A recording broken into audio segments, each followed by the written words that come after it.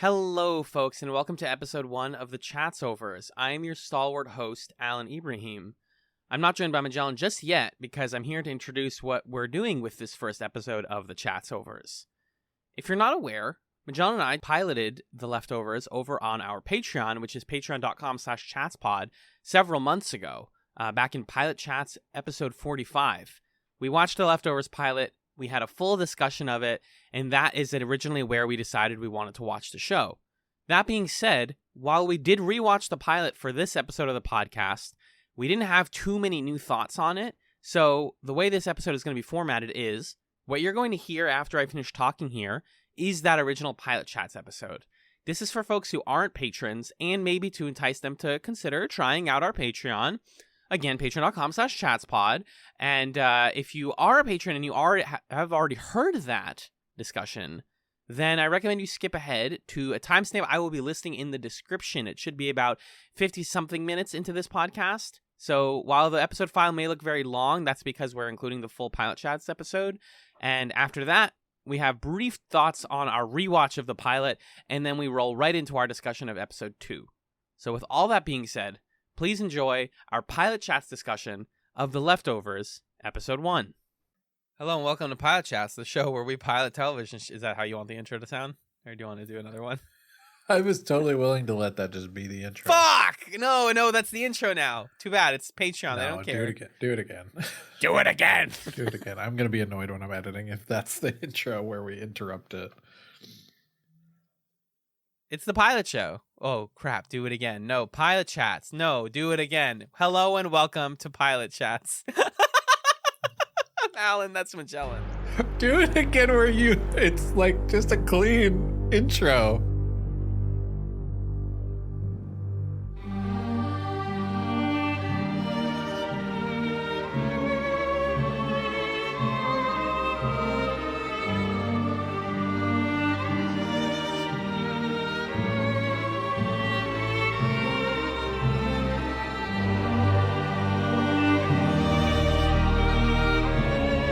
Welcome to Chat's Television Podcast bonus show, PilotChatz. I'm Alan, and that's Magellan.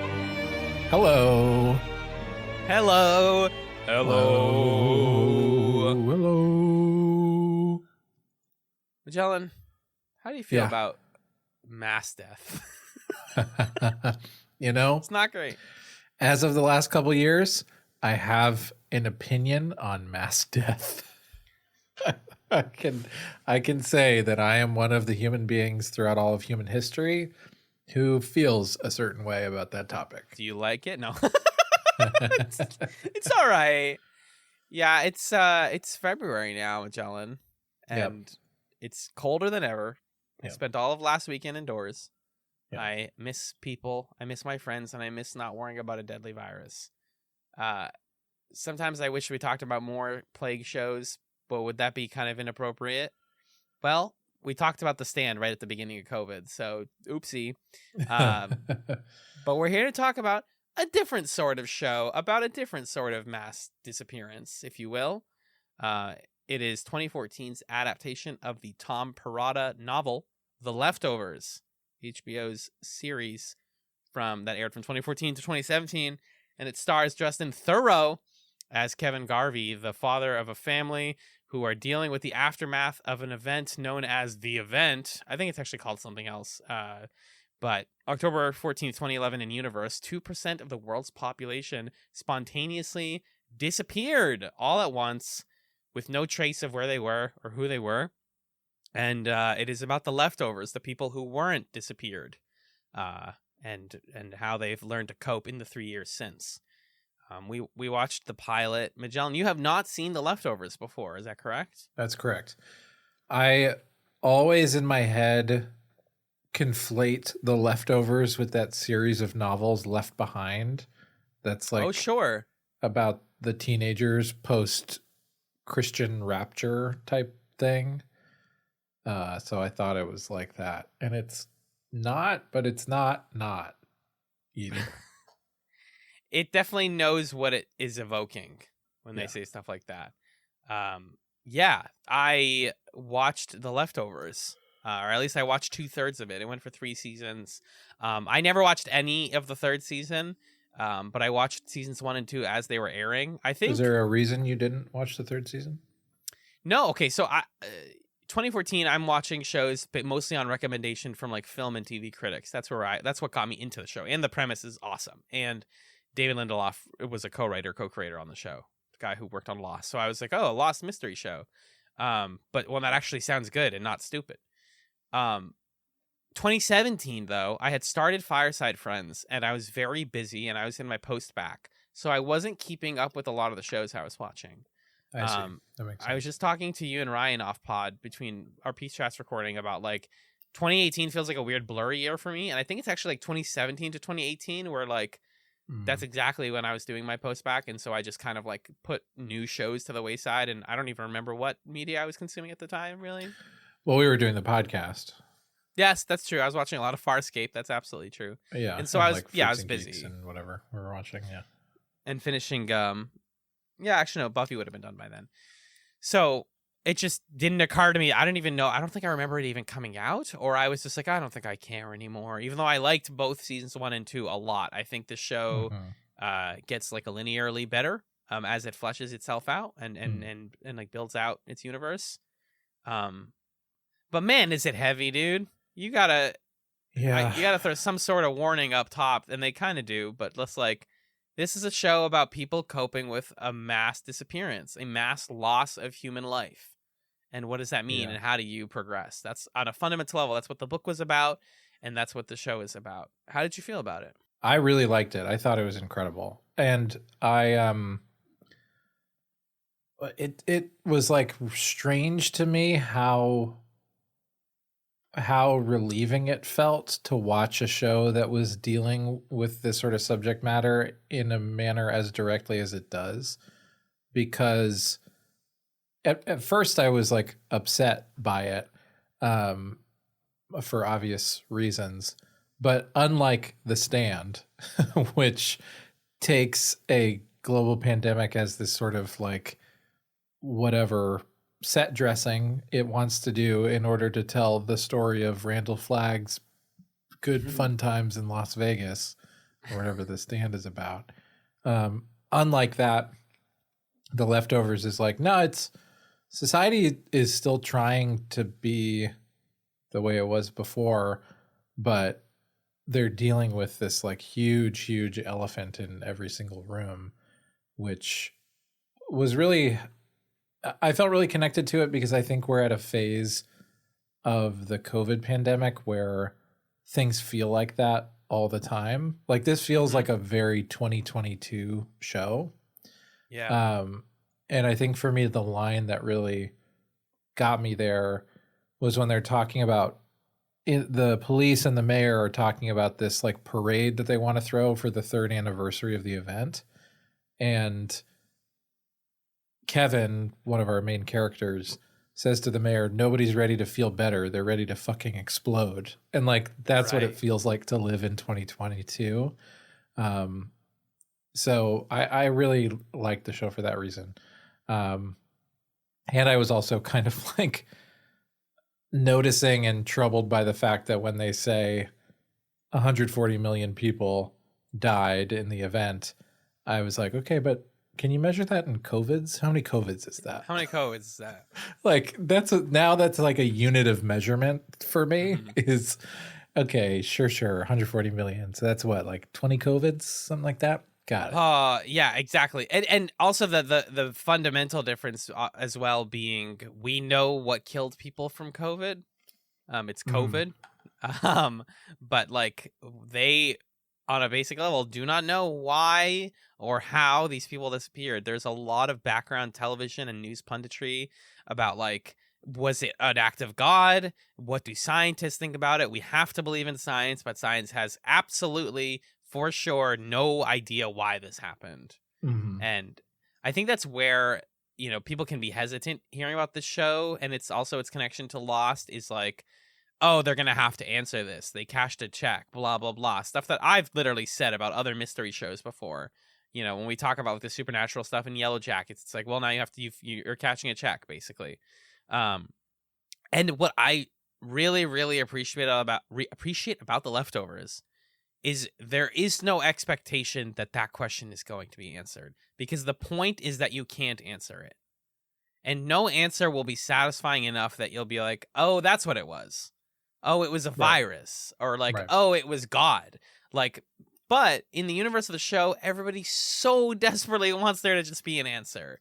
How satisfying and cathartic would it be to just say, okay, here's why? Because it's a show about a bunch of people who were left behind, and they don't know if that's a good or a bad thing on a basic level. Did we F up? Did we succeed? Were we all in the right place at the right time? Did we ingest something? Did we say something? Like, what was the key that kept all of us here? And I think it's just such a genius, simple premise to get us, like you're saying, to get us to these sort of deeper human questions and to accentuate the general feeling that you can have about life sometimes of like, why do things happen this way?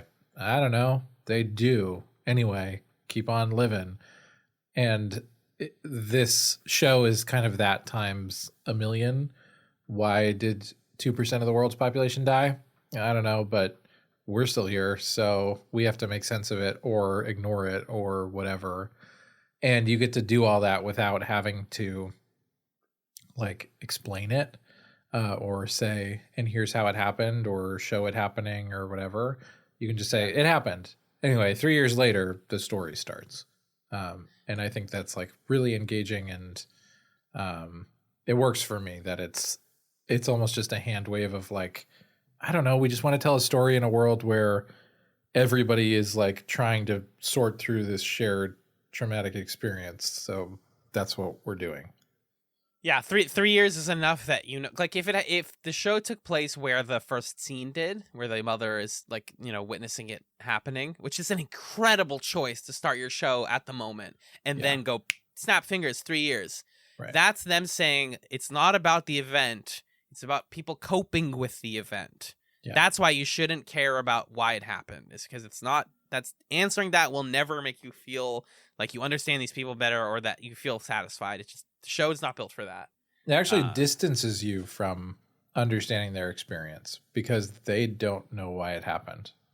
Right. And they never knew. They've spent 3 years celebrating, eulogizing, going through all of these. There's such a recurring theme of rituals and like how we hang on so tightly to rituals of life, of day-to-day life, with some hope that that's going to mean something. But with this like constant nagging feeling in the back of our heads that maybe none of this means anything. Maybe we're wasting our energy doing all of this. Yeah. And I think it's also really smart that it puts us in the shoes of, you know, a separated family, a family that, you know, in any other version of the story, you would make these characters all be together and it would be about them getting along despite their hard circumstances. But The Leftovers, especially the show, and I have not read the book myself, but I've read about the book. I've read the summary of the book. I'm interested in it, but it sounds a lot messier than the show, honestly. For example, just the fact that Kevin is the mayor of Mapleton and not a cop. Like, he's the mayor of the whole town, which is just an interesting choice. Yeah. We'll talk about Kevin and being a cop in a sec, but like, this isn't just like, hey, here's a family that survived. It's like they survived, but they're barely a family anymore. The daughter like doesn't talk to her dad. She has this complicated relationship with her best friend and is like struggling to feel something, just like young people already did before the event. Right. You have this father whose wife left him. You have and is trying to find order as a police officer and not finding it.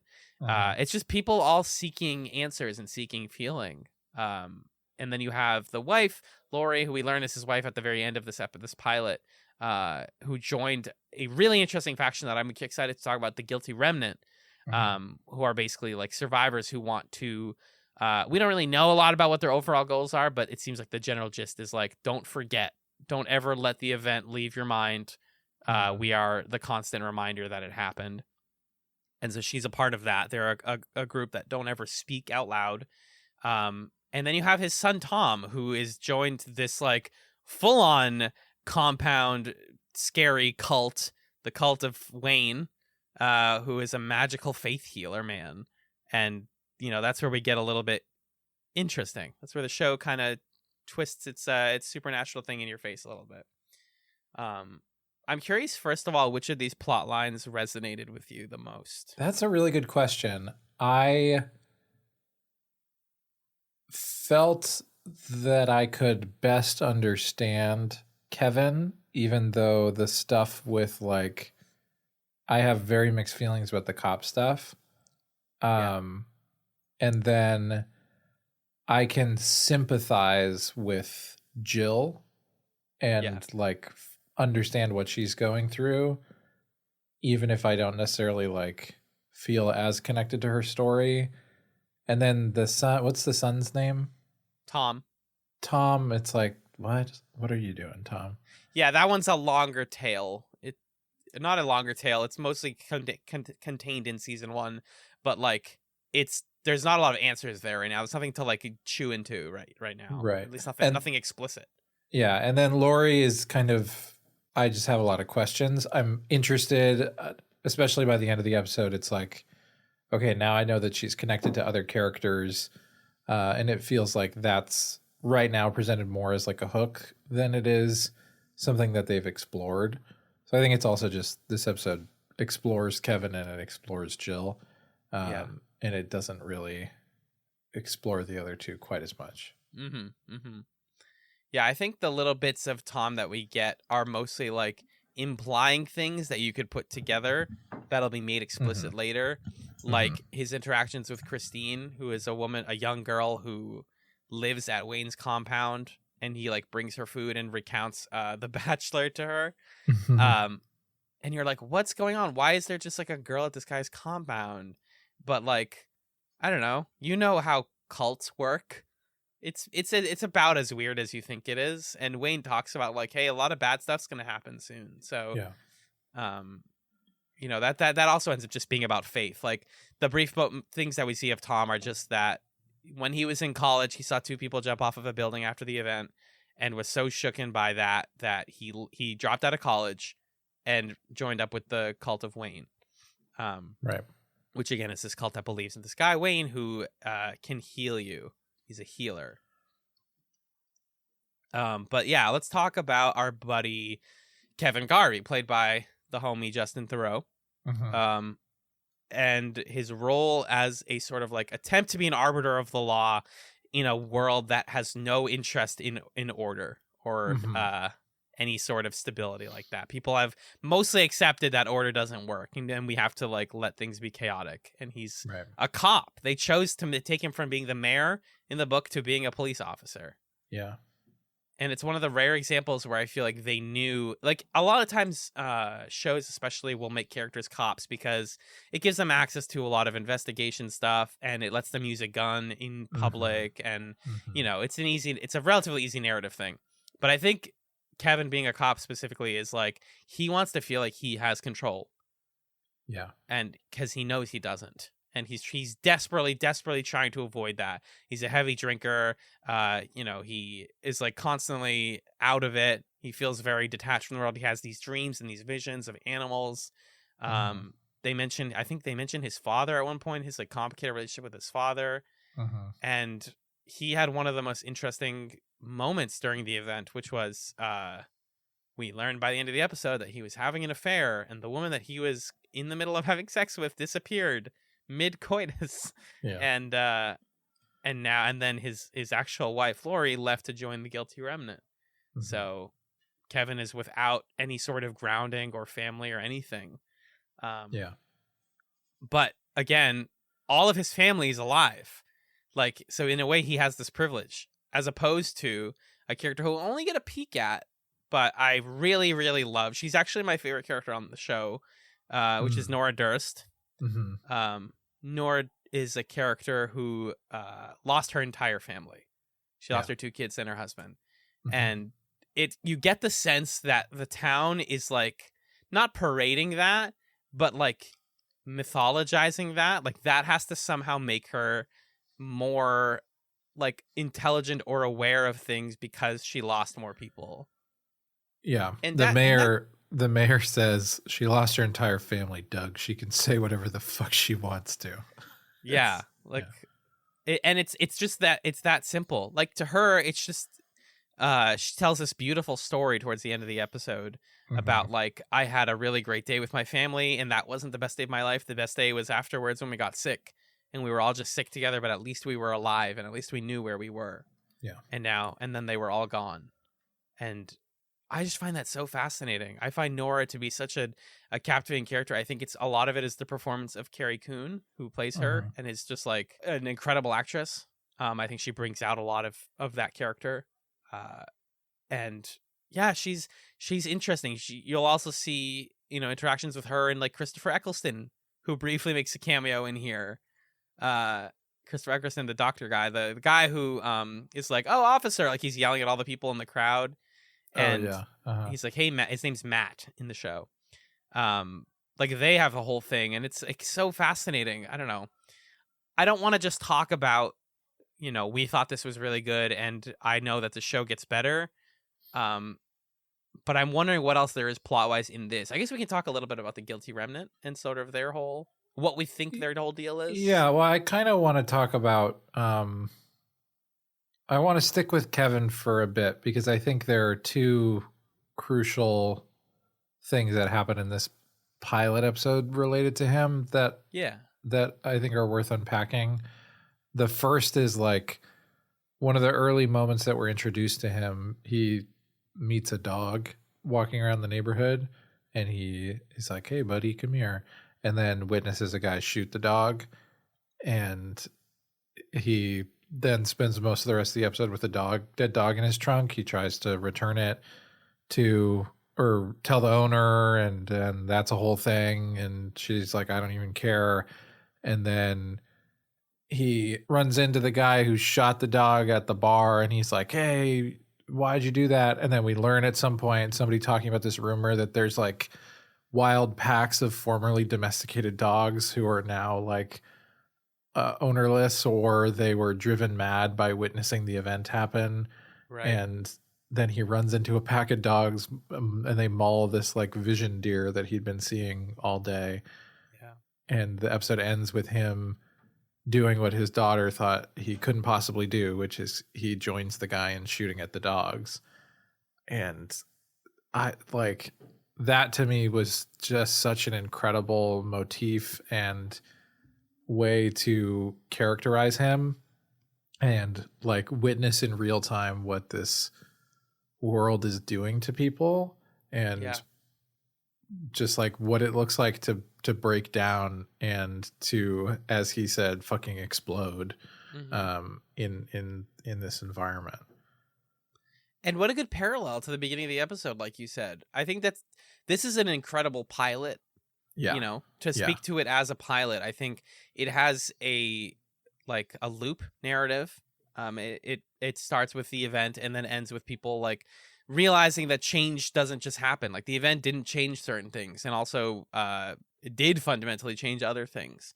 And also him worrying about the dog being shot and saying the line, "You can't kill our dogs." And then the guy who's been doing this says, "They're not our dogs anymore," or "These aren't our dogs." Which is so like works in a book really well. If I have any critique of the first season, it's that occasionally it feels like they took lines from the book that make sense when you read them, but you see them and you're like, that's a really weird thing to say. But it just works really well because everything's delivered by actors like at the top of their game over and over again. And you really feel it. It's like kind of goofy, but you really feel it when he like cocks his gun and just starts like attacking these dogs, because he's like, this is the one thing that was like motivating me, and now I already don't care. Like nihilism is so easy to get to. There's something about that moment, the fact that it comes after him having this flashback to the woman that he was having an affair with, the fact that it comes after him trying to reconnect with his wife, and it comes after you seeing the family photo and seeing all the members of the family. And like you said, you now understand the whole episode is sort of like quietly allowing you to think that he is this way because someone close to him disappeared.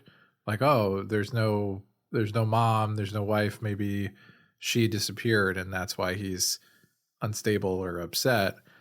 And I think what's really smart about the choice to not have that be the case. And like, I mean, I don't know how close he was with this person that he was having an affair with. Maybe it was the love of his life.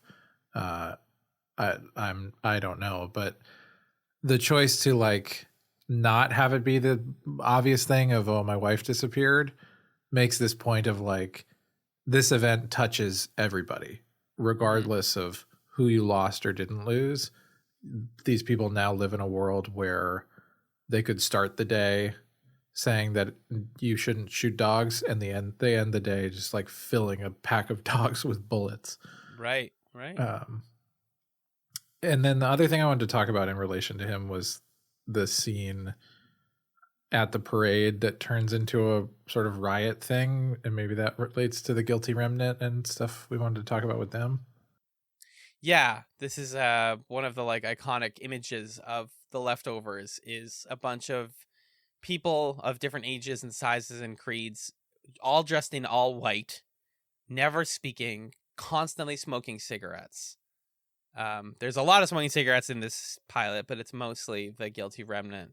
The cigarette stuff was really funny to me because, like, of course, 2% of the population disappears, and then everyone's like, fuck it. I'm smoking a pack a day. Who cares? None of this matters anymore. And that's, I think they go into it a little bit more later, but there is a sign in the guilty remnant compound that says, like, we smoke because, you know, as a reminder, you know, like we choose, this is like us choosing to shorten our lives instead of the world taking our lives from us, is what I think it is. Interesting. But also like the interesting decision that in the book they are a religious group and in the show they are a nihilistic atheist group, is so fascinating to me, because I'm sure you can imagine religion comes into play in this show constantly. It very much feels like a conversation between like really spiritual people and atheists. Like it is, and it doesn't take a side. You know, we have Wayne, who you get the sense may or may not be a charlatan, maybe, or is he? Okay. But what's so fascinating is because 2% of the people disappeared, what does being a charlatan mean anymore? Like, you could just be right. I could not believe you, but your stuff keeps working, and maybe you've been right all along. There's no longer any like reality for us to latch onto and say, oh, everything else is fake. This is real. No matter how much people on the TV want to say like, oh, science is real. And I think that's where the guilty remnant end up being really fascinating, is they are like, no, we need you guys to know that this happened, and we don't want people to cope, and we don't want people to live normal lives anymore. This permanently affected society. Let's stop trying to live in comfort. That's where they find Meg, who's played by Liv Tyler. And again, it's not spoken. I believe it developed later, but you get the sense that Meg is in a relationship where they are trying to like pretend it's not happening and pretend that they're not afraid. They're going to get married. She's with this guy and they're like, yeah, we're going to plan our wedding. And she just doesn't. She's like, why would we plan a wedding? Like, what is a wedding even? Yeah. What's the part that's exciting about that? And it's just a matter of time before she's like, yeah, I guess I should join this group. They've been recruiting me and they really want me here. They follow me everywhere I go. She yells and screams at them. And then like literally a day later goes, well, what am I going to do? Get married? No, screw that. I'd rather be part of a group that's thinking about this than pretend it doesn't happen. Yeah. And I think go ahead. No, go ahead.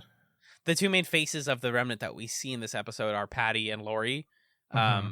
Patty, who doesn't get to speak until the very end of the episode, and Lori, who still has not spoken, just as like these conduits for people to come into the show from, I think is really great. Yeah, I like what you said about emphasizing the change that was made between the book and the show of like who the guilty remnant are or what they believe in, because they would be way less interesting to me if they were just like a Christian cult or something like that. Yeah. Like that's not, we've just seen that so many times, and this feels a lot closer to what would actually take place, which is not this sort of like exaggerated, I mean, people are going to get more religious after a moment like this, but also people are going to get more nihilistic. And that to me is a lot more compelling, and also sort of speaks to why everybody is so angry at them and frightened about them, even though they don't say anything. And that was really interesting to witness, that it's like, stop following us around. Why are you here? Go away. It's this physical embodiment of people just wanting to shun and deny mortality and like the reality of what happened. And that was fascinating to see just how much like conflict and violence comes out of this very simple thing of, I don't want to think about this. I'm trying to make you think about this.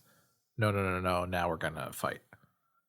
You have to think about this. Yeah. Right. It's the people who, online and in our real lives every day who say, like, we can't forget the numbers. Like, the pandemic numbers are still rising. It hasn't slowed down. It hasn't stopped. I know it's easier to say, like, okay, everything's fine now. But, like, what if it happens again?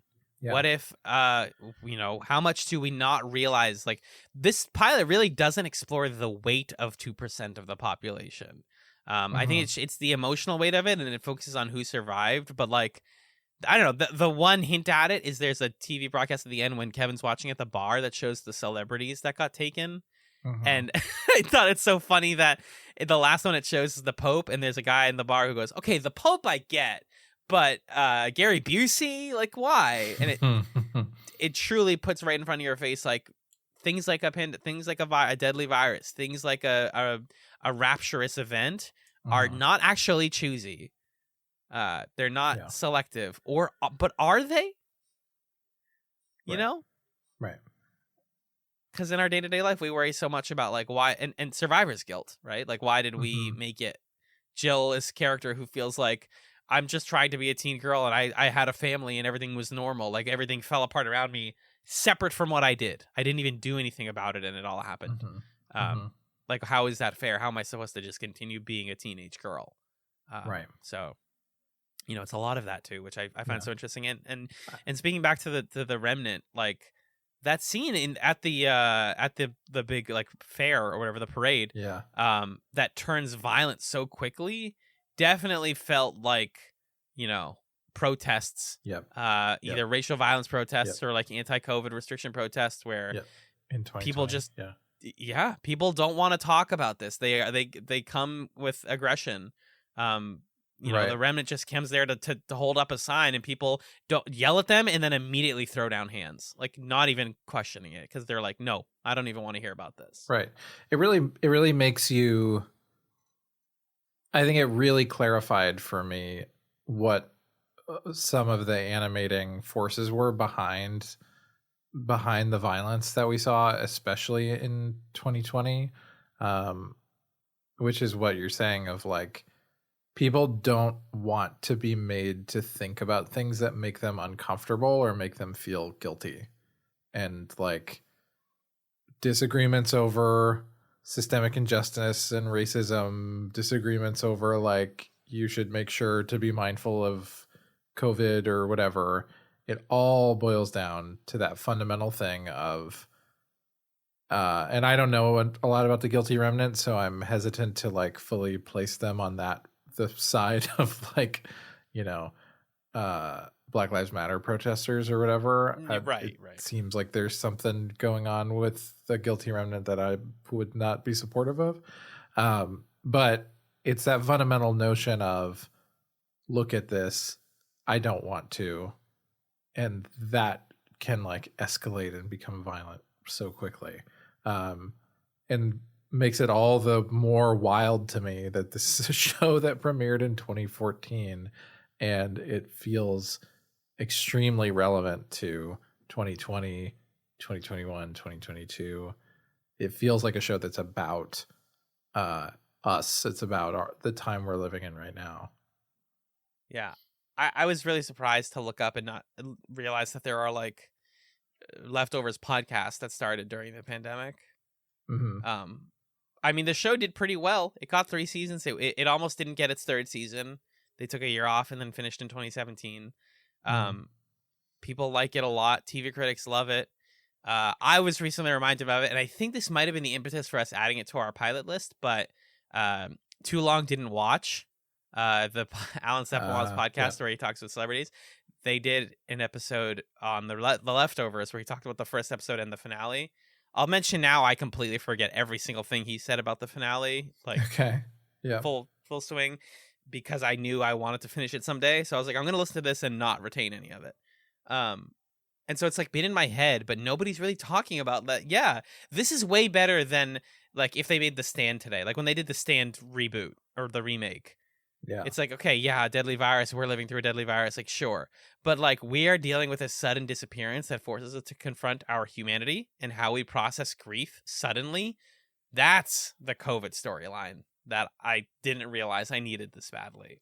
Right. And that's like the late stage COVID storyline, right? Exactly. That's not even right. It's not the like the virus is fake and people don't want to wear masks. It's like now we're trying to get used to it. And that's the sad thing that we're in right now. Like we're done with the year where every single story was a time loop story, where every movie and every game was a time loop. And now it's like, okay, we're going to look at and think about and tell the stories of like living in the wake of something and what that means. So I was honestly just like thankful for this show existing and being about that so that I could have this prism through which to think about those things. Do you want to hear a fun piece of trivia about the deer? I do. Is it CG?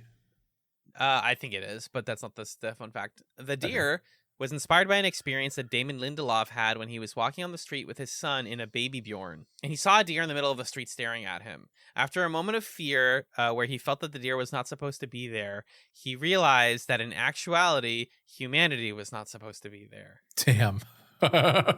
Brutal. Damn. Yeah, Damon Lindelof's a bit of a cornball, but I like his work a lot. I respect his work a lot. I think he brought a lot to the Watchmen HBO series. And I think he brought a lot to Lost, warts and all. But they just have like a really specific way of talking about stuff and thinking about stuff. And I gotta tell you, like, you may think, okay, this pilot like gave me what I need of like people coping. But there is so much. There is stuff in like season 2 that if I told you, you would not believe me. Awesome. The show, that's cool. It takes this premise in incredible directions, and builds on things in like not a lot of episodes either. I believe the total is something like 28 episodes. 28. Yep. Seasons 1 and 2 are 10 episodes. Season 3 is 8 episodes. So that brings me to my next big question. Well, actually, no. Before we even talk about the overall show, let's talk about some moments in this one that were kind of fun or interesting. I want to talk a little more about Jill's storyline, just because, right? I think it's this really interesting reflection on like what does it mean to be a kid growing up in a nihilistic world, which. The reason that I was saying that I can sympathize but not empathize as easily is because when I see Jill's storyline, like I see my students growing up amidst COVID and like, what does it mean to have this sort of formative time of your life completely characterized by this feeling of fuck this, or like, everything can be taken from us in a moment, or I don't know, just seeing that and seeing the way that teenageness persists through it, but also there's this kind of edge to it or darkness, and there's also a gallows humor component. Like that scene, one of my favorite scenes of the episode is when they're in homeroom in the school. Yeah. And the morning announcements say the Pledge of Allegiance and nobody moves or does the pledge. And then they're like, and now it's time to pray. And nearly every student gets down to pray. And the teacher is like, okay, sure, I guess I'll do it too. And then Jill's like making hand signals back and forth with this cute boy who motions shooting himself in the head. And then she does this really overwrought miming of hanging herself. Incredibly well done. It's really funny. And he kind of looks at her like, that was a lot. Like, he kind of like balks at it, and then her friend is like, laughs at her. Yeah. That scene like has everything to me, because it's about like, we don't have any faith in like earthly institutions anymore or think that they matter. Many of us want to believe that there's some like God or something, but we're kind of going through the motions of it. We're still trying to be teens and flirt and joke around, and we're still getting embarrassed doing it. It's all there in that scene, and I thought it was great. It's truly beautiful. And like manages to have lightness to it. I think that's where like I can recommend The Leftovers to more people than you'd think. Is it's not just the saddest show you'll ever watch. It is. And also people realize how hilarious that can be sometimes. Yeah. We can talk about with a part where it becomes the TV show Euphoria for a couple minutes. Right. I've never seen Euphoria, but I know that the show infamously has really like ridiculous parties with drug use and whatnot. And it turns out a little silly. After the event, people tend to just have parties like that. That's what a party is now, is we're doing like injecting drugs and playing the worst ever spin the bottle game. Yeah, somebody made this nihilistic spin the bottle app where it's like, burn this person, choke them. Fuck. And it's like, it feels fake. It feels like a joke. Yeah. But again, it's just like, it's what teens always want to do, and what young people always want is to feel something. And so they're like, all right, we've run out of like boring ways to feel something. We don't care anymore. Our like mortality has been placed in front of us. All that's left is like, let's just escalate. And so Jill gets with this guy Max, and she's instructed by the app to choke him, and they go into the bedroom and they strip down to their underwear, and then they just kind of briefly just have a conversation. It gets kind of gross when he's like, can I jerk off? And you're like, oh, this is gross. And the show manages to like not dwell there too long. I think the Leftovers definitely like portrays, it's an HBO show, so there's like some sex stuff. Yeah. But nothing much more explicit than this. I feel weird about it. And then her and her two like twin gay guy friends are like burying a dog. And this is like the checkpoint to enjoy The Leftovers. It's like, do you find it entertaining watching people like bury a dead animal and choking people at a party and leaving their husband for a cult? If you can just like cross that hump, then this is the show for you. Because it doesn't get much more hard to suspend disbelief than that, I think. But it's a weird show. And I thought, the teen party stuff was the height of like, oh, this is too silly. This might be a little bit too silly. Or if you really dig into like, how do the guilty remnant like do shopping? What if somebody like refuses to buy them stuff? Do they have to farm their own stuff? Like, how do you have a group of people who can literally never talk? And I'm sure some of them talk. And as we see, like, Patty speaks to Meg briefly when she comes in. So they all can talk, they just choose not to, which I think is also a fun detail. Right. But yeah, it's a really big one. October 14th, 2011 was the day known as, I just had the title of it, whatever. The Sudden Departure. That's what they call it in the show. So yeah, we have everybody kind of going on their journey, and we have the shot that was in the ads a lot, which is Tom screaming in a pool. It was, I think that was like, I read that was improvised by the actor, like him screaming in the underwater. Oh, really? Yeah. And they were like, use that in all the ads. That looks really cool. And also the choice when the guilty remnant show up to use the song Retrograde by James Blake. Really evocative. Yeah. It's a great song choice. This show is full of stuff like that. Like just song choices that'll blow your mind. Should we talk about if we want to cover it? Or did you have other assorted thoughts?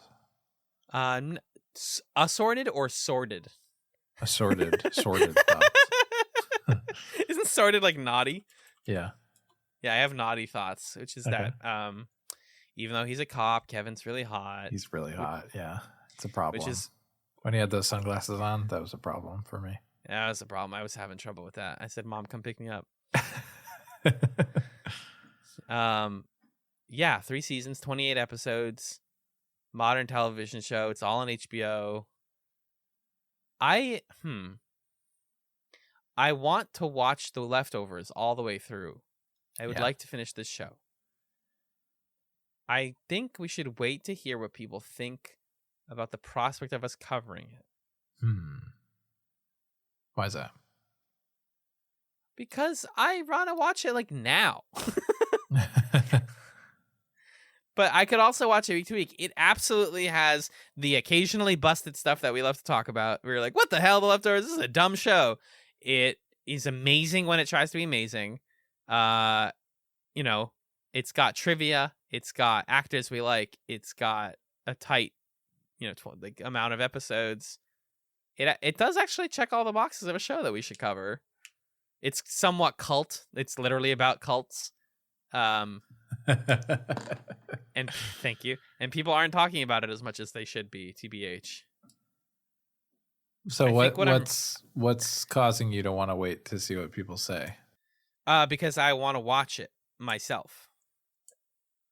So if people are like, then I can be like, okay, great, I'll watch it myself. But if people are like, oh yeah, you should, then we should cover it. I see.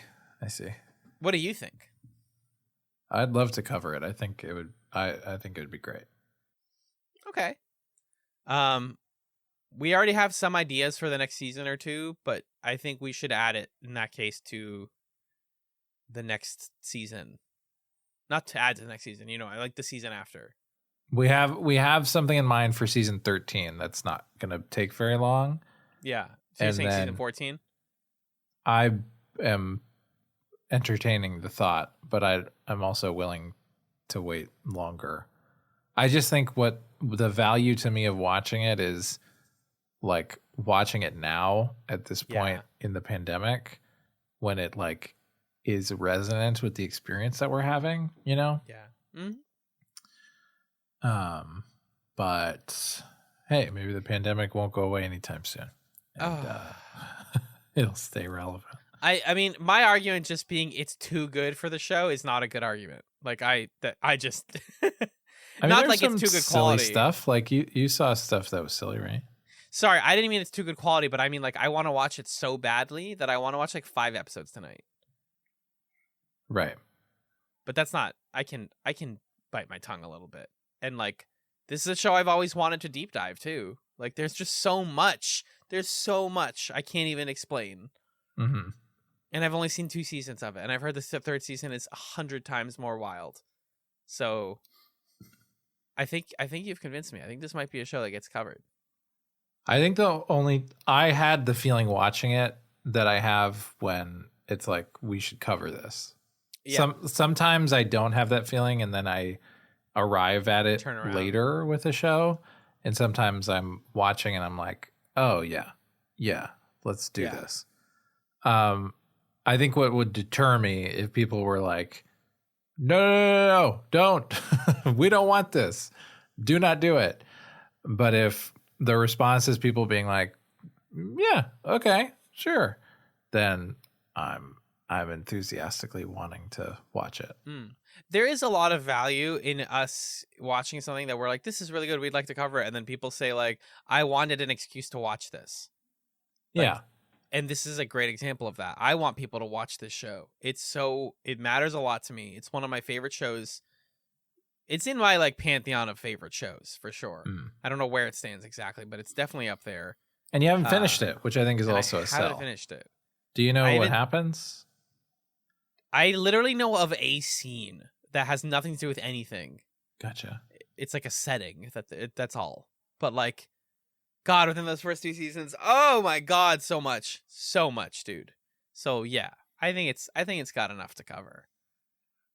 I think we could crunch into some leftovers. What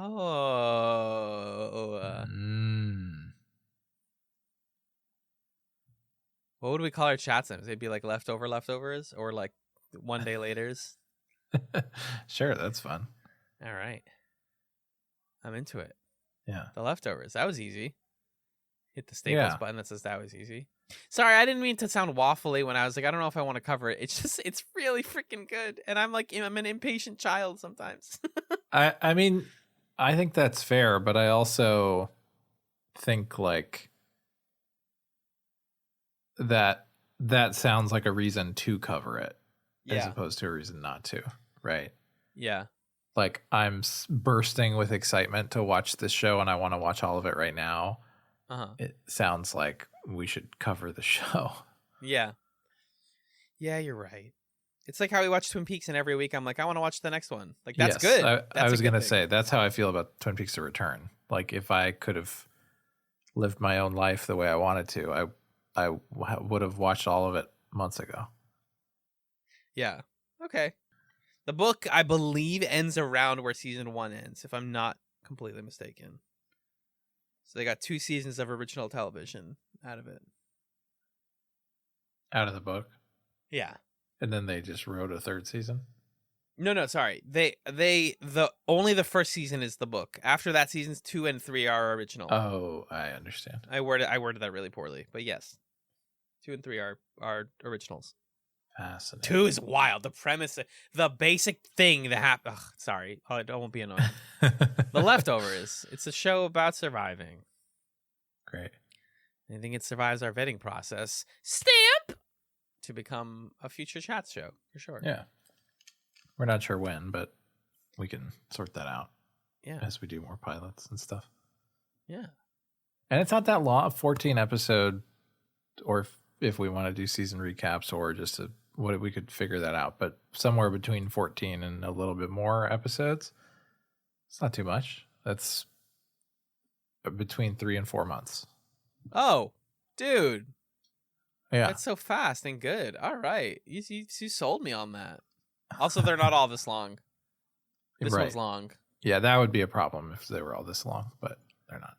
Let us know what you think of The Leftovers. We're curious. I think what we want to know is, would you be excited by the concept of us covering it? And have you seen it or not? And would us covering it make you watch it for the first time? Just like, what are your thoughts on it? Because I'm certainly really excited about doing it. I want an excuse to watch it and to dive deeply into it. I found value in watching it in the time that we're living in. But if there's people who are like, nah, I've seen it before, I don't really want to watch it again, please don't cover it, then obviously we won't do it. Yeah. So let us know. I just don't think those people exist. I don't think this show did that well. It's one of those, like, if you liked Prestige TV in the 2010s, you watched it, maybe. But otherwise, you're like, oh, I heard that was good. I never watched it. And there we go. There's that sweet, delicious niche I'm looking for. Yummy.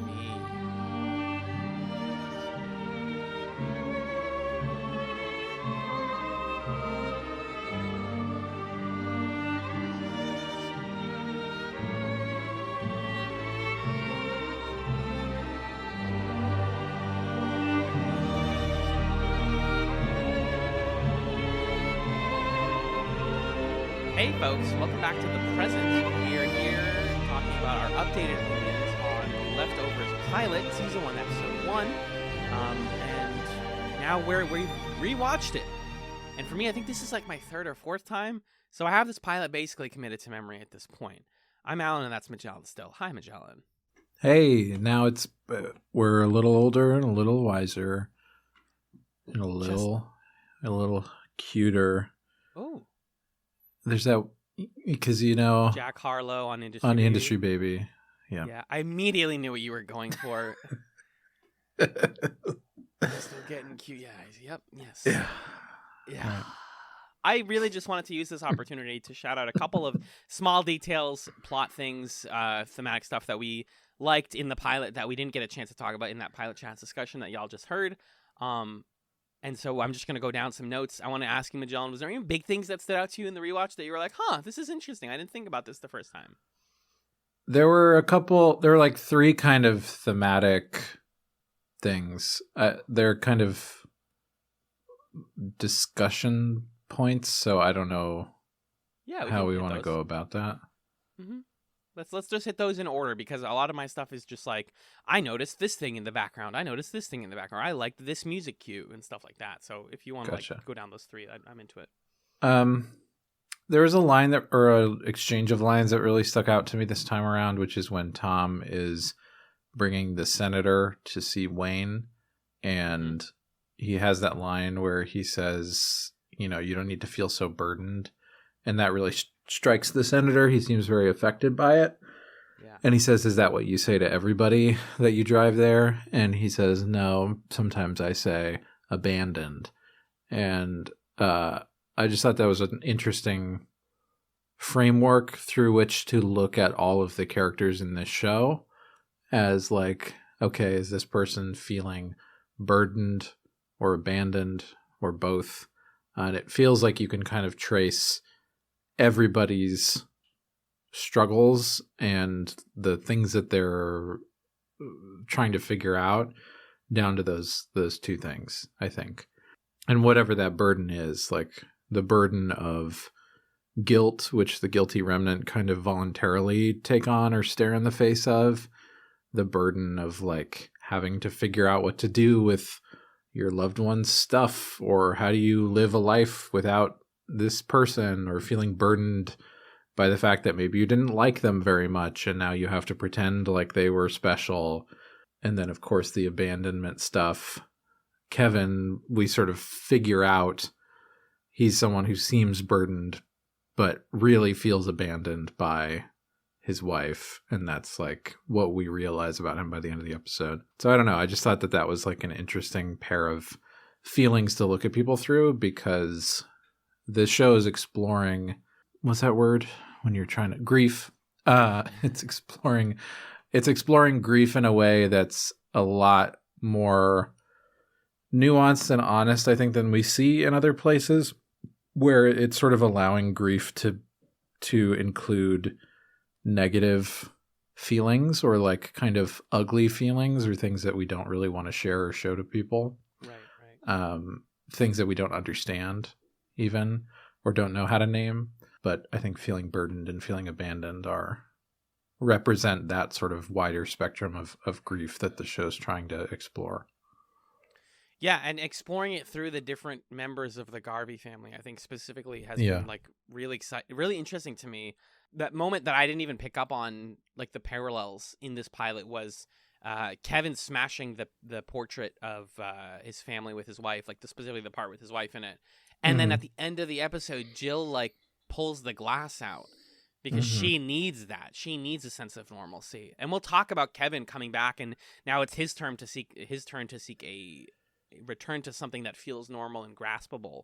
But in this pilot especially, he is like, I talked about this in the PilotChatz, but like he's a police officer. He wants order, and yet all of his discussions with Lucy are about how like there isn't order anymore. The thing that like police are used for and sheriffs and whatnot is just not tenable anymore. And something very hopeless but beautiful about that, I find like really compelling. And I'm also like coming to like enjoy Jill's plot a lot more as a result. I know it's getting a little bit silly. Minor detail that I liked from the party scene was just, but the music choice when they first pan into it is goofy. We did mention the spinning the bottle app thing being stupid, but also like when they go in, it's a Wile E. Coyote cartoon that's playing in the background, and there's a guy staring at it like, oh jeez, he's like stressed out. Yeah. That's the detail you put in when you're like, this is not a party you need to take seriously. This is like ridiculous. Yeah. I didn't realize my first time watching that the guy that lands on Amy and it says fuck, that was the guy that Jill was interested in. Yes, the guy whose party it is.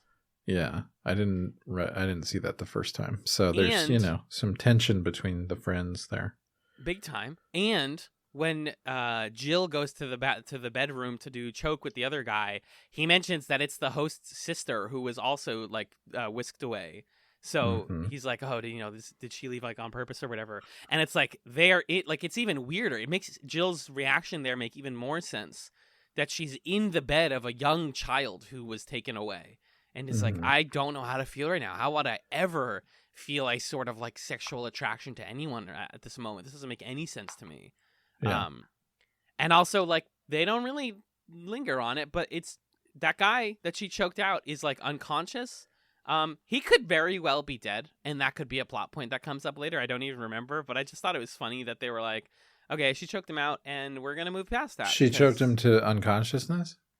He says he's gonna masturbate, and then she chokes him, and then we cut to her leaving the room, and he's in the background, like, clearly unconscious. Yes. Maybe he's just sleeping. It's no. I know that. I know. I just think that there's a little bit of ambiguity there that I thought was fun. But I'm already starting to doubt myself, so I'm gonna move past that. We got a couple of just like quick flashbacks that to people's pasts that you don't think of the first time you watch this, like Lori having flashbacks to other girls fighting with other girls when she was in school. We get some stuff where like Kevin sees a man like running naked through the streets, and you're like, who is that? We get a little bit more of that in episode 2. I really, really liked. Yeah, you were talking about like how Tom thinks about Wayne, and so a line that like struck me was somebody asks him like, oh, do you like the senator asks him like, hey, does this guy actually work? Do his hugs actually work? Is he real? And he says he's as real as it gets, which is like not the straightest answer you could have given, right? It's not like I believe in everything about him. It's like, well, this is what real means now, is we all believe in a guy who hugs people and takes away their pain. I guess that's real. It's like kind of a waffly answer, which makes it a little bit of his like hesitation in episode 2 make more sense. I really liked that. That was a very deliberate line choice, I think, to be like, so kind of weird there. Right. How real does it get? Exactly. What does real mean? Like, and then just, like little things here. Tommy reading The Stranger, always great. The anxiety of it when they're like, Wayne is going to come to you. You just have to stay the night, and you're going to wake up at some point, and Wayne's going to be there. Like, super unsettling, turning like Wayne into this really creepy guy. Not to blow too far past Tom reading The Stranger. Have you read The Stranger? I read it in high school, yeah. Oh, you did? Mm-hmm. What class did you read that for? I forgot we went to high school together. No, I didn't. Some English class. I definitely read it. Huh. He's very nihilistic. Can you like kill somebody? And then he's like, I don't think I feel bad about it.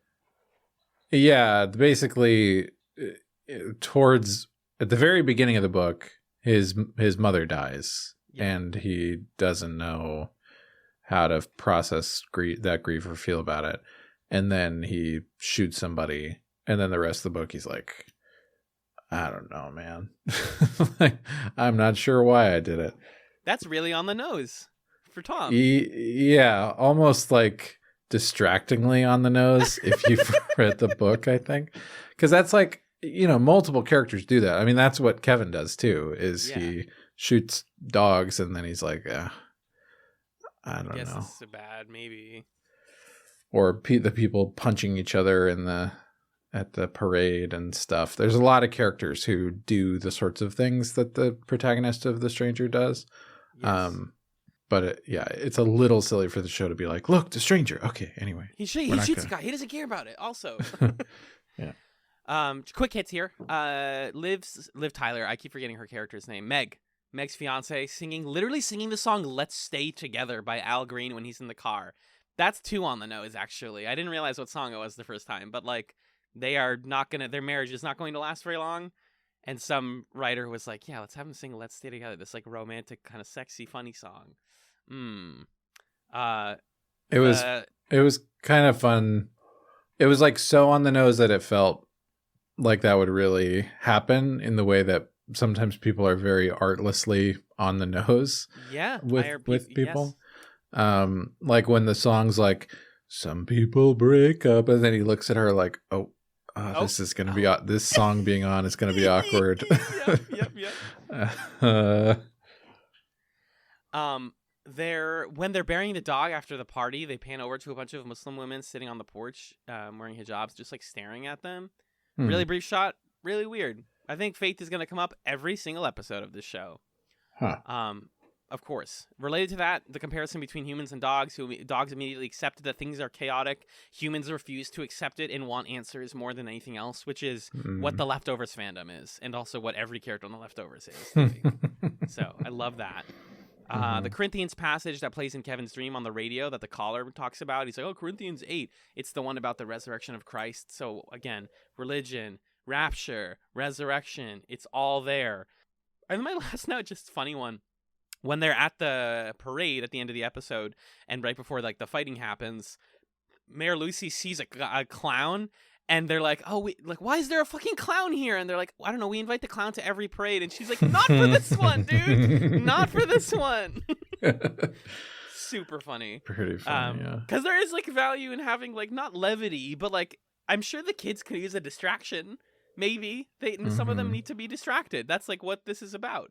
But I just like that a lot, and I thought it was cute. Yeah. And then last one was real last one. The woman at the very beginning, who loses her child Sammy in the past before we jump 3 years forward, is seen twice again in the episode. One, I believe she's the one who breaks glass against a guilty remnant member's face. I'm like almost certain that's the same extra. And then she is also in the bar when Kevin runs outside to meet the man with the who's shooting dogs. That's who he meets in the bar? Yeah, because she says like I was at the laundromat, and that's exactly where she was. Oh, I didn't even notice that. Yeah, I don't think I noticed that the first time, like very first time until someone mentioned it. But yeah, that's her again. So I don't know how often she comes back, but she's back in the pilot, which I thought was cool, like circular. Those are my details, though. Any final thoughts on the pilot before we get into new content and we talk about the second episode? Yeah, I had two things I wanted to point out. I also wanted to talk about that opening sequence with the woman at the laundromat, just to say that it says a lot about the tone of the show and how it's going to move forward. I think it's such a great first scene because it says like, hey, it's not like the world was great or something before this disappearance happened. Like people were living normal shitty days, and then suddenly something absolutely unthinkable took place, and now what do we do? And it just says a lot about like how the show centers things in people and like how they move through the world and survive, which I thought was cool. And then I was really preoccupied this time around with the weird statue that they unveil at the parade. Yeah, with the woman and the floating baby. And everyone just kind of looks at it and has a moment of, what? What are we trying to communicate with this statue? Which I don't know. I just thought that was so fascinating because it's exactly the type of like tonally inappropriate, you're going for something there, but it just is making us all feel weird kind of thing. Lucy says before, she's like, do we really have to bring the statue out? And they're like, we had a guy make it. It's covered. We can't just leave it covered. They're like, okay, I guess we can uncover it. And they do. And exactly like you said, it's this moment of like, that's not, that's kind of weird. It's like if you had a sign that said like, sorry for your loss. And it's like, dog, no, it's been 3 years. Like we're not, this isn't the conversation I want to have. And the religious imagery and the like, what's the thing on the ceiling of the Sistine Chapel? It's also evoking that a little bit. It's all there. I think just like as I mentioned in the pilot chat, something to keep in mind with the Leftovers is it's not always a subtle show. It's mostly a very subtle and nuanced show, and at the end of the day, it loops around to that. But occasionally they have to be like, hey, listen, people are corny sometimes. People make dumb statues that feel inappropriate. Sometimes a bagel is just a bagel, stuff like that. But yeah, I appreciate you mentioning that because we didn't say it the first time. Is that what we got? Yep. Groovy. Let's pump the gas, folks. Do you pump the gas or do you only pump the brakes? I feel like you should just hit the gas. Yeah, I wouldn't pump the gas. That makes the car go. Yeah, you don't want to flood your engine. Let's hit the gas, and we'll be right back to talk about The Leftovers, Season 1, Episode 2, Penguin 1, Us 0.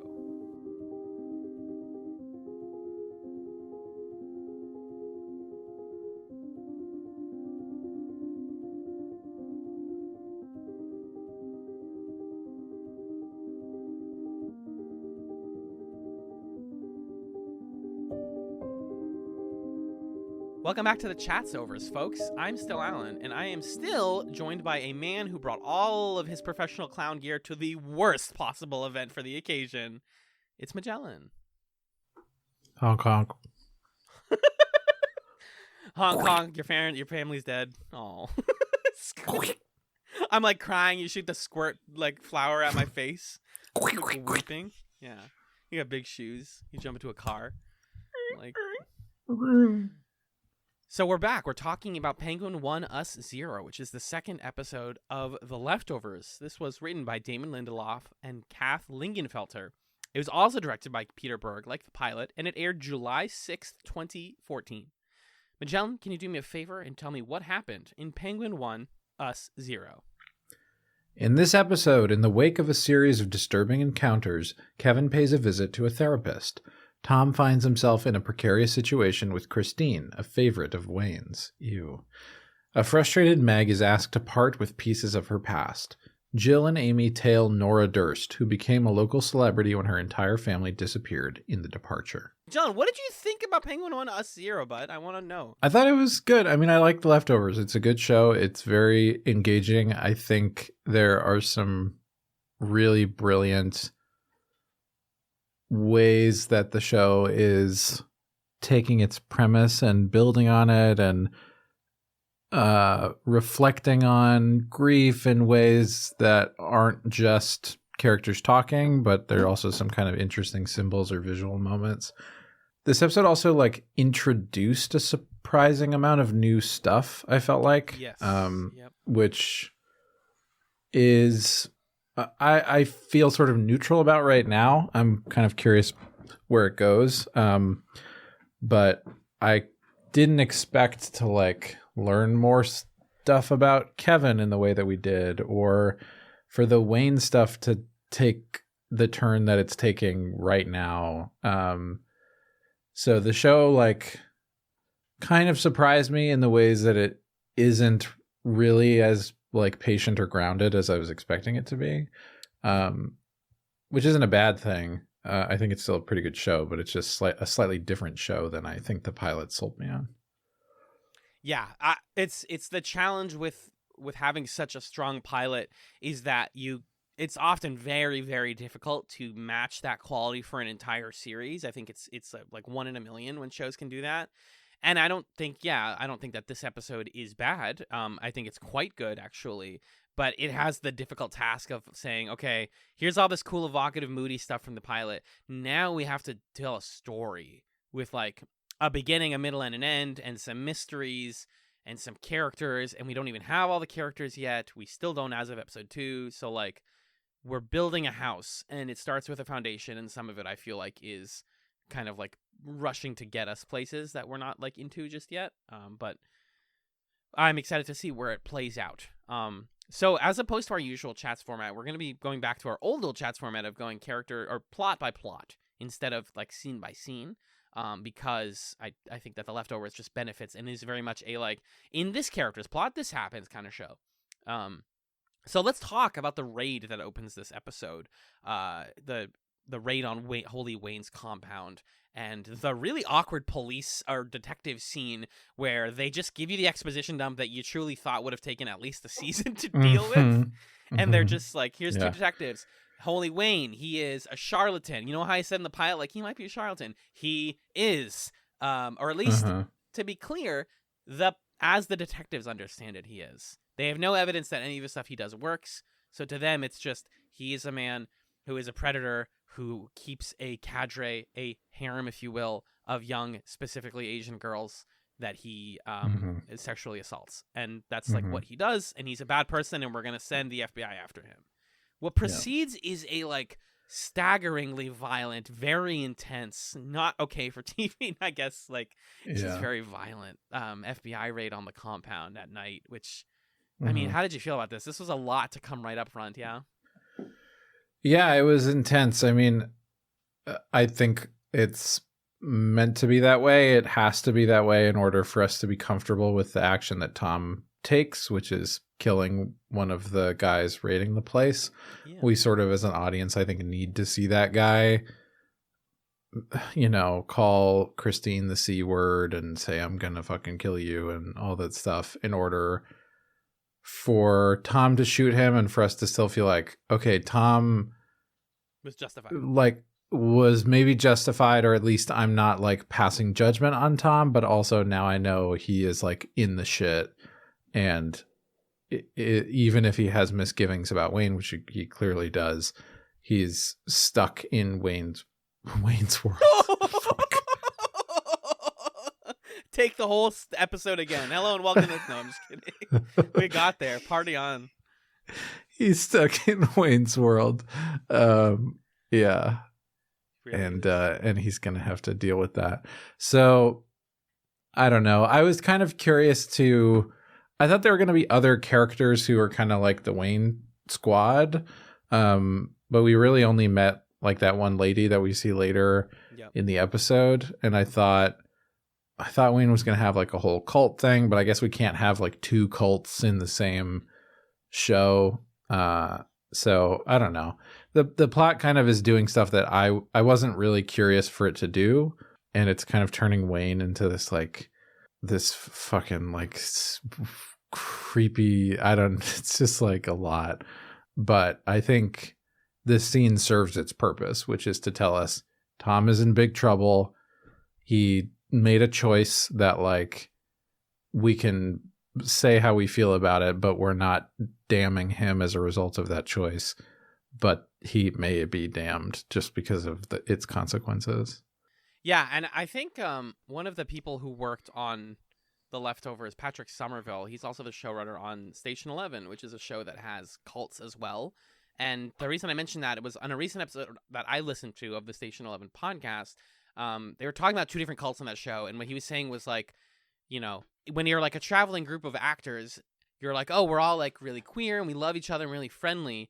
But when you're a cult and you worship a man and it's like weird and there's like sex stuff and there's like a power dynamic, that feels inappropriate. That feels like something where the FBI might be justified. But at the end of the day, those are, to the people in them, those are the same thing. Like Wayne's cult feels comforting and like has answers for the people in his cult because he, like so many like abusive cult leaders, just hides all of the stuff that he does, or says it's justified because of XYZ. So like I think the only moment where I felt like I understand the people who are in Wayne's cult was when Christine sees him jump out of the back of the trunk, because her and Tom like go to a gas station and they wait there for a while, and then Wayne pops out of the back of a trunk and she like leaps up and hugs him. And at first you're like, this doesn't make sense, but later she's talking to Tom in the car, and she's like, everything's gonna be okay. And he's like, why do you know that? And she's like, because Wayne said it is. And so for these people, this is their religion, right? Like, I try not to cast judgment in my life. I think they're obviously being played for fools here. But at the same time, like, we believe what we can. We believe what's presented to us, right? I mean, Wayne has, like, groomed her. Yeah. Yes. Like, it's not just a religion. It's not just, like, her faith. It's, like, fucking Stockholm Syndrome and, like, sexual and mental abuse. I don't know, which I think the show's portraying very well. And when that moment happened and she said that to Tom, I was like, fuck, man, you are in a bad situation. I'm sorry. Yeah. Drink the Kool-Aid, literally about a cult, by the way. Uh-huh. And it was interesting in that for like you were saying, as sort of clunky and expositional as that first scene was with the detectives, it was interesting to hear them talk about the group of guys that Tom is a part of in the kind of general sense, where they say like, yeah, he's got all these couriers running for him who are really just these like sad, horny young guys who college just want to get laid, that's exactly who Tom is. Mm-hmm. And I don't know. I think that does a lot to sort of know Tom well in the first episode. I feel like, okay, I'm invested in this guy. I want to know more about him. Zoom out, and to have these other characters kind of dismissively say what we know about him, and then to zoom back in to him and see his position for, for how pathetic it is. And I want to be clear, I don't think that the show is in any way portraying Wayne's group as good. I think it's really sad that Christine is fully bought in. I just think that in an effort to empathize with the victims of a cult, we have to understand that this just makes sense to them. Because, yeah, like you said, that's how grooming works. That's how cults work. But this is also, like you said, the same show that has The Guilty Remnant, which I think so far the show has done a very good job of portraying as not necessarily evil. They've done bad things and they've done suspicious things, but we have no reason to believe that there is explicitly like deep-seated corruption in The Guilty Remnant. Whereas we know from immediately episode 2, do not trust Wayne's cult. It's bad. I understand people believe it and I get why, but it's bad. And you should feel that. And I think the show does a good job of delineating those two cults. I agree with that. And there's a bit of conflict between Tom and Wayne as they meet up again in this gas station. By the way, the dead guy that they find at the gas station, is that the FBI agent that they brought with them, or is that just a dead guy in the gas station? What was that guy's deal? Why was he there? I don't know. From the way the camera was looking at him and the fact that Wayne kisses his corpse later or whatever was happening there, and he says he would have never let me do that when he was alive. It feels like I'm supposed to recognize that guy, but I didn't recognize him. Me neither. If anybody wants to correct us on that, I'm accepting corrections on this because that just blew past me, but I also don't think it's super important. What is important, though, is that Tom is looking to Wayne for guidance. Hey, you told me to take this girl and go somewhere. Where do you want us to go and why? And at first, Wayne is hey, you seem really stressed out. We keep seeing different moments of Kevin trying to call Tom to find some sense of normalcy, and he's not getting it. What's he gonna do? Wayne is let me give you the hug, and he unbuttons Tom's shirt without asking because he's obviously you want this, and Tom almost does it, and then it's I actually don't think I want this right now. And we get this incredible line from Wayne who says, "You're all suffering and no salvation. You're the only guy I don't get in the whole world because you." Want the bad parts, but you don't seem to want the relief from all of this pain and suffering and worry that you're feeling. And I think that's almost like a Garvey family trait as it's portrayed here, because all of them in some way are yeah, we're living in the world we live in. We are not seeking a release or an escape. We're trying to live in a grounded version of the world, and it's not being given to us. Mm-hmm. But you're all suffering and no salvation is a fascinating thing for a cult leader to tell you. Is I want to give you the good part of being in a cult. You don't want it, and so there's a dissonance there. And even between Tom and Christine, when she says oh, Wayne says everything's gonna be okay, you get this moment looking at him in the car I can't tell her, but that's BS. That's really crap. I like the line that goes with that one just before it when he says, "You're the one motherfucker I can't figure out." That's the line. Yeah. The guy playing Wayne is so creepy. So when he says that, it's oh, leave me alone. He also cracks Tom's phone. He's "Give me your phone." And then shatters it and gives him a stupid smiley face phone, but no charger. No charger. He's "You can just get a charger at a convenience store, but I'd use this phone. I'll call you." It doesn't call out anywhere else. Yeah. The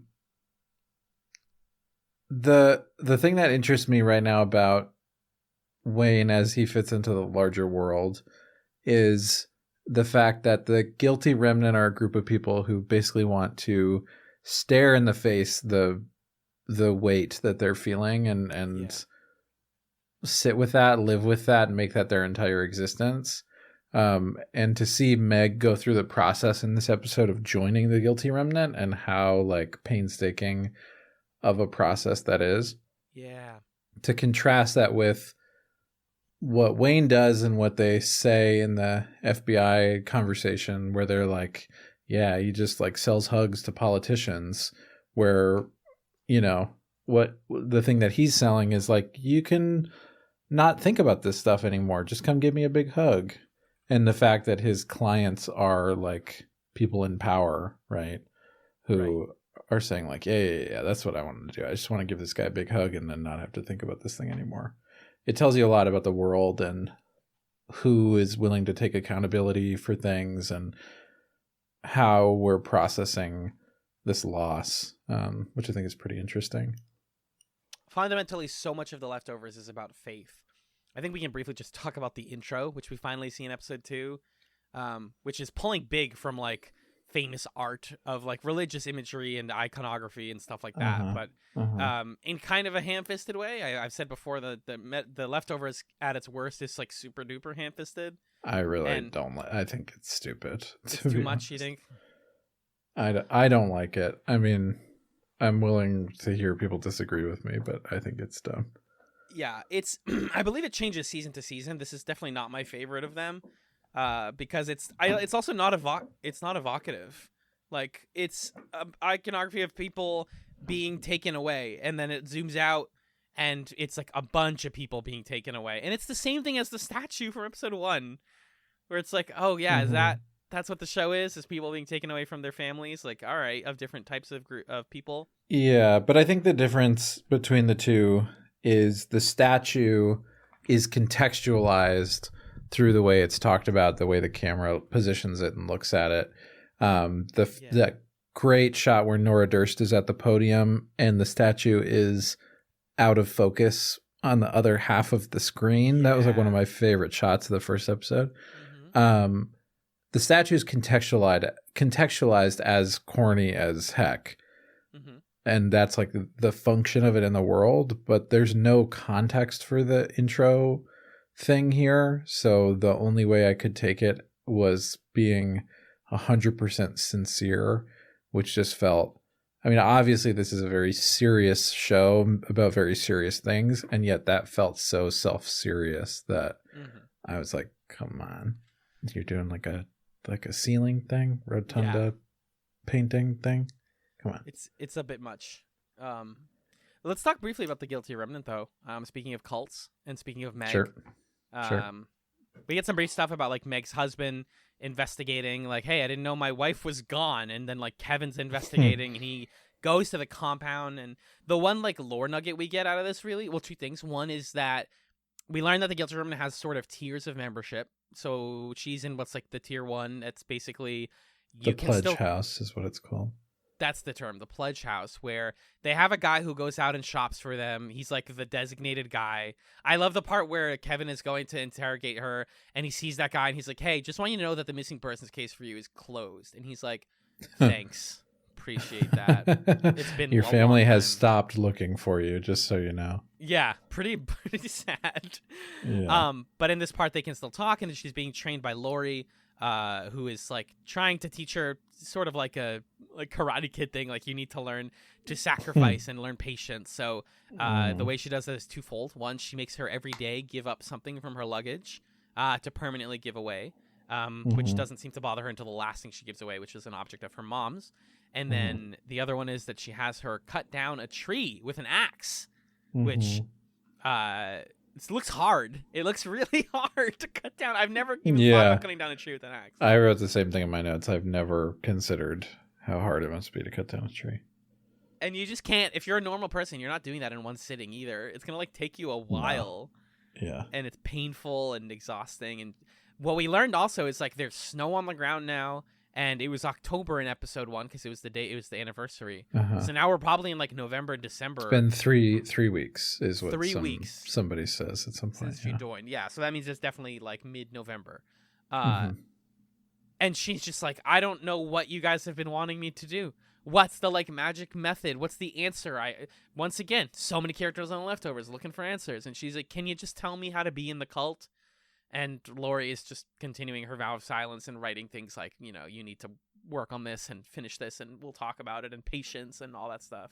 Yeah, Meg says, she says, you know, you guys are running a pretty shitty cult if you can't even join. True. She's good.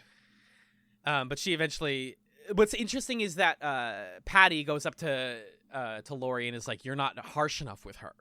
She's like, I'm already worried that she's going to leave. And then she goes back and she's a little bit more harsh. And then after meeting Kevin and getting his business card, they're like, yeah, she's probably going to leave. And then at the end of the episode, we see that they're like, she left. And they're like, uh-oh, but she left to go cut down the tree. And she's grinning the whole way through because she has found motivation in the Guilty Remnant and a purpose. I really loved the scene between Lori and Meg where Meg is like, well, do you remember what it's like to care about things? And Lori says, hey, you met my husband, huh? Hot cop? The hot cop? Hot and cop? why are you here? That dude's freaking hot. Yeah.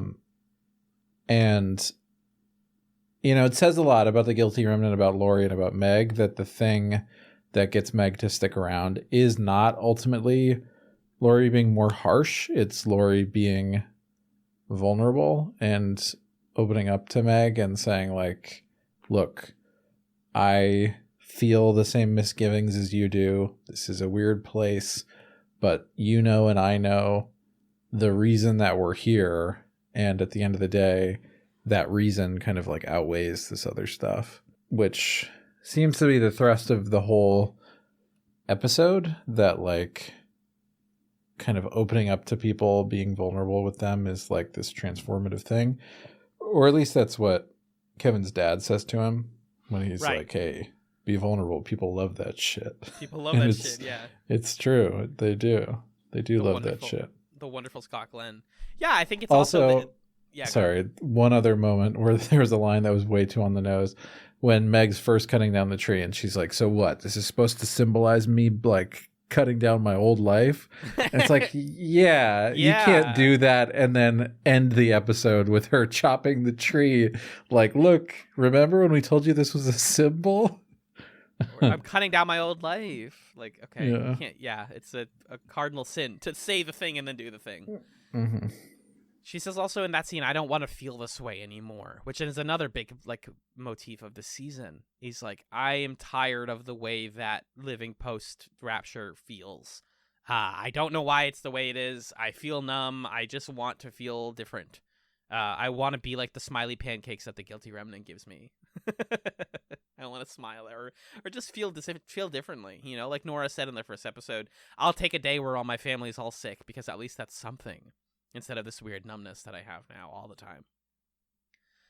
We do get a little bit of Nora Durst. Just to briefly touch on this, it's a single scene where we learn that her job is basically super grim, and she is an insurance agent who interviews people whose family, friends, or people who are close to them were taken away in the event, and she interviews them to determine if they are deserving of insurance, like a payout from the government for that. Yeah. This didn't make sense to me the first time I watched it, and then the COVID pandemic happened, and I understood the concept of means testing, which is if you want to fall down a really depressing U.S. policy rabbit hole, look up means testing and why it's fucked up. It's basically, long story short, instead of just giving to people who need it, we give the bare minimum to people who fall under criteria that we decide is needing things. And it's a way to limit who gets care. It's awful, and she knows that. She's like, these questions suck. I'm asking these kids about their these old folks about their son with Down syndrome and being like, did he have 20 or more partners? And it's like, I hate this. She says it. I'm watching it as a viewer. I hate it. The parents hate it. It sucks. And that's her every day. She is a woman who literally can never stop thinking about the event. It happened to her whole family. You normally escape that kind of stuff at work, and her work is about confronting it again. It's very sad. Well, and it seems like she's a really fascinating character because obviously she's haunted by it, but it seems like she has a grip on it, or she doing this stuff is what helps her cope. Like going up in front of the whole town and speaking at the parade, or going to people's homes and helping them to get this payout. She feels like oddly calm and equipped to do this thing. And then she's learned, how to let off steam here and there by, for example, just lightly pushing coffee mugs off the table to break them on purpose and then walk away. And that's just so fascinating to me. And I want to see lots and lots more of her doing stuff like that. And the moment where Jill trips and sees the gun in her bag was great. There's so many moments in this episode where there's just like a quick flash of, whoa, Oh God. And then we're back to like not feeling something, like when we're in the therapy office with Kevin and he's flashing back to the dogs, but it's like a half second, like the dogs moment. Mm-hmm. And the gun felt similar, where it was like blink and you miss it kind of shot of the gun. But yeah, I just find Nora really, really interesting, and I want to see a lot more of her. I said it before, I'll say it again. Favorite character on the show. Number one with a gun. Literally number one with a gun. She, there's like a bunch of characters intersecting in that diner, by the way. You know, she runs into Christopher Eccleston's character and like gives him a hug, and you're like, these characters have something going on. We saw him in the first episode telling people that there are bad people who were whisked away. You know, that's his whole shtick. He also tells Amy and Jill about that. He's like, just so you know, bad people this guy was like abusive to his kids, and he got whisked away too. So it's not just good people. It's not a rapture. I think they're seeding a lot of things with this plot line, and it's honestly some of my favorite stuff. And we get this through the view of Jill and Amy, which is such a funny. I like the levity of this. I appreciate it, because otherwise I think this episode would have been like just across the board bleak. That Jill and Amy are like teenagers who are trying to process all this weird stuff around them in the most baseline way you do at 16 years old. Like when they see the gun, one of them says something like, I don't know, like she probably puts it in her mouth at night and says one more day. Like just really, really bleak joke I would make if I was 16 and had no empathy whatsoever. It was more of that energy from the previous episode of the like miming the noose in homeroom. Yes, which was awesome. One of my favorite tones in this show. Because when you're that age and this happens to you, you're like, I have no concept of what's inappropriate anymore. Like this is all just everything's weird. Yeah. They steal things. And I love the moment when Amy steals the jelly beans from Nora's car because they're tailing her. They're like, this woman seems suspicious. She has a gun. She takes the jelly beans, and literally, I forgot the reveal. But in my head, I said, "Wouldn't that make? Oh, that would only make sense if those were her kids' jelly beans." And then she eats them. And she's like, "They're so stale," and they're like, "Yeah, it's because it's her. She kept her children's jelly beans in her car." Damn. It's really sad. Every time she opens her glove compartment, so she's like the guilty remnant in a way. She refuses to forget, which I think is just so interesting that they take like this light little moment, like the jelly beans being stolen, that you're like, "Oh wow." Oh, wow, she's not letting herself forget. It's not even about, like, she can't anymore. She's choosing not to keep stuff around like that. But, yeah, we get a little bit of, like, Jill and Amy and the twin boys who are just, like, little gremlins, and they're, like, trying to be cool and drive a car around and stuff. Not much to say there, other than I thought. So those guys are twins, right? The actors are twins, so I think that, yeah, they're also... Because there's a joke where Amy calls one of them something, and then she's like, oh, was that the wrong one? Like, because she can't... different because I feel like I didn't even notice in the first episode. They're not really shot like in the same shot. One of them's wearing a hoodie the first time we see them, and then in this one it's like these two perfectly symmetrical boys being like, hey, come get in our car, yeah it's they're Kinda clearly weird. not supposed to be main characters, but they keep coming up in Jill's plot. They helped her bury the dog, they asked her to go to the party, and now they're going around the car. So it's like, are you guys main characters or not? You can't. I need to see you. Right. You're not the Winklevoss twins in the Social Network. I think though, I don't have much else about like Jill and Amy's stuff other than them tailing her.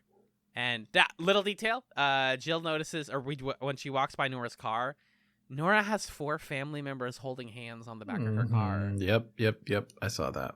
Are you kidding me? Come on now. Whatever set designer is doing all this like accoutrement, you're doing it. You did an amazing job. I see you. And yeah, that's the main stuff for them. So let's wrap up here. Let's talk about Kevin. Let's talk about our boy Kevin Garvey, the goat. Yeah.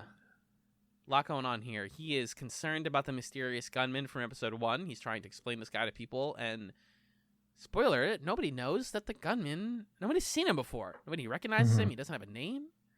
His truck disappeared. Yeah, basically the whole episode, people treat Kevin with a light touch, but basically with the assumption that he is imagining this guy and that he's lying or something. Yeah. And that it's his truck. He's the one that shot all the dogs himself. That's how it's clear that everybody's talking about him that way. he gets a call from his doofus cop friend Dennis, who I love, and every time Dennis is around, he's doing something wrong, and it's great. Yep. The truck has ended up in his driveway, and Dennis is like, we could say it was down the street, and Kevin's like, why would we do that? It's not my truck. Right. Yeah. Okay, man. So clearly everyone thinks that Kevin has snapped or something's up with him. And then you learn why everybody's assuming that, which was, I thought, a really skillful reveal that was surprising to me. And I think adds a lot of weight to the Kevin plot. It's weird because it's like introducing a new thing that isn't really related to, well, maybe it's related to the disappearance. I don't know. This sort of like what's real question. Mm-hmm. But we basically learn that Kevin's dad has, would we call this schizophrenia? Is that what this is? Or something? Or dissociative identity disorder. It's unclear. But yeah, he has a mental illness that's like causing him to talk to himself. Yeah, he's hallucinating other people, and he seems pretty lucid in the conversation, and then he starts talking to somebody who isn't there. And so it's clear that Kevin like is scared of that happening to him too. Yeah. Which then we sort of look back at the entire episode and reinterpret all that stuff through that lens. Yeah.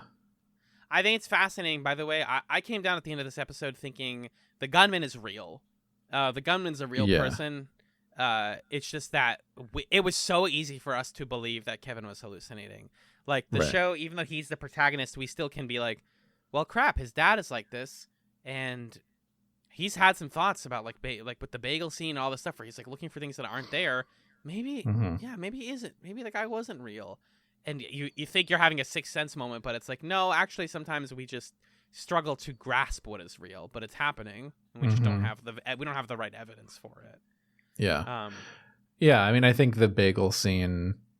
Should we just talk about it?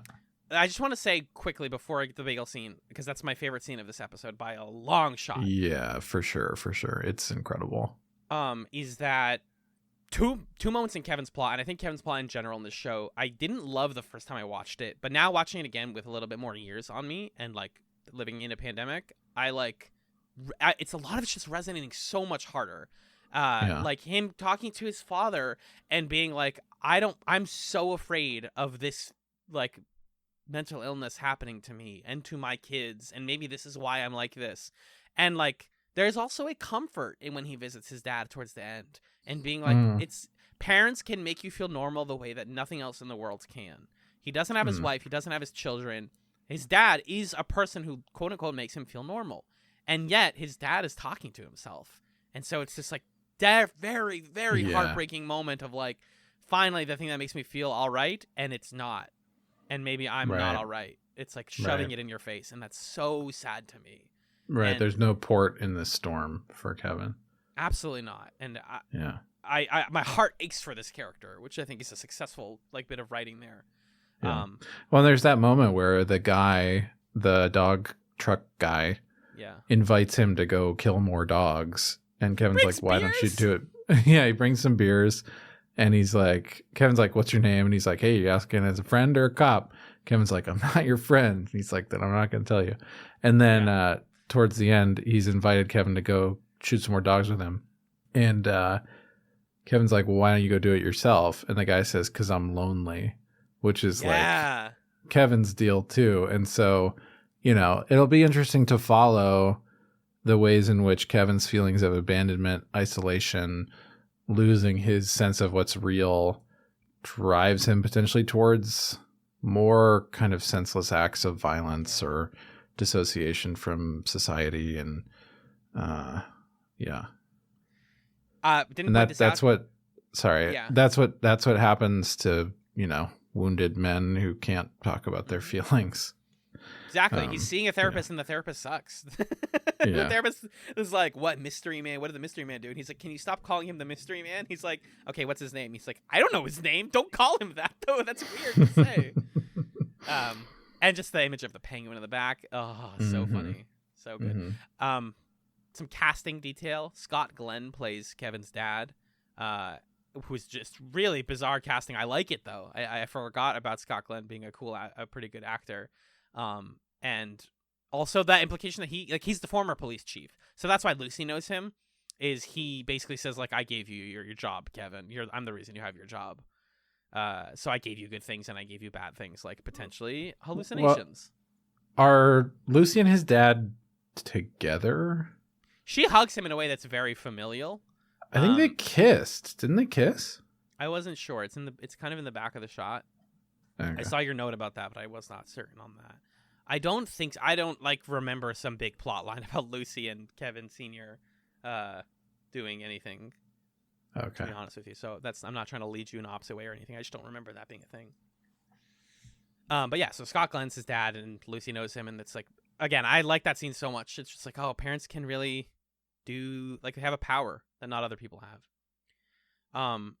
So this bagel scene, I cried, dude. I did not tear up. I cried at the final bagel scene. And this is the magic moment of The Leftovers, is when you see from the outside, there's a scene where a guy gets a bagel out of a toaster oven, and it's the saddest fucking thing in the world. And from the outside, you're like, huh? Are you guys good? Yeah, you can't. There's some shows where you can put a scene up on YouTube or whatever, and it's like, oh my God, you got to check out this scene. But if you just showed someone like, guys, the bagel scene from The Leftovers, and played this for them out of context, people would be like, what? Why are you so sad right now? I'm weeping. He got the bagel. Okay, so that's what's on the page here. When he's talking to Lucy towards the beginning of the episode, Kevin puts 2 bagels in the toaster. There's a continuity to this, which I love. And then later he forgets about the bagels and they're burnt, and he's like, well, they're not. He opens the toaster oven and they're not in there, and he starts shaking it, and all the crumbs fall out, and he starts banging the back of it, desperate. Please give me these bagels. Please, I need the bagels. Nothing comes out. Later, end of the episode, the music is swelling. In between, he sees Lucy with his dad, and he's like, did you take my bagels? And she's like, what? And he's like, huh? Bagels? What? Never mind. Yeah. No bagels. That's not weird. A coworker does see him banging the back of the toaster oven, and she's like, this guy's weird. Furthering our belief that maybe Kevin isn't all the way here at first. Right. But what happens is he unscrews the back of the toaster oven, and he pulls out a burnt bagel, and it's like a freaking gold coin, and he goes back in for one more, and he gets a second burnt bagel, and the joy, but also the why am I happy about this moment too?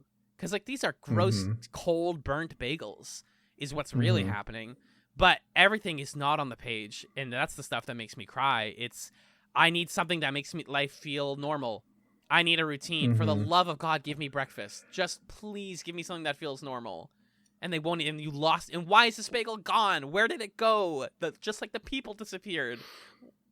Well, and to me, it's I need proof that my perception of reality is giving me some kind of truth, that I still have a grip on what's going on.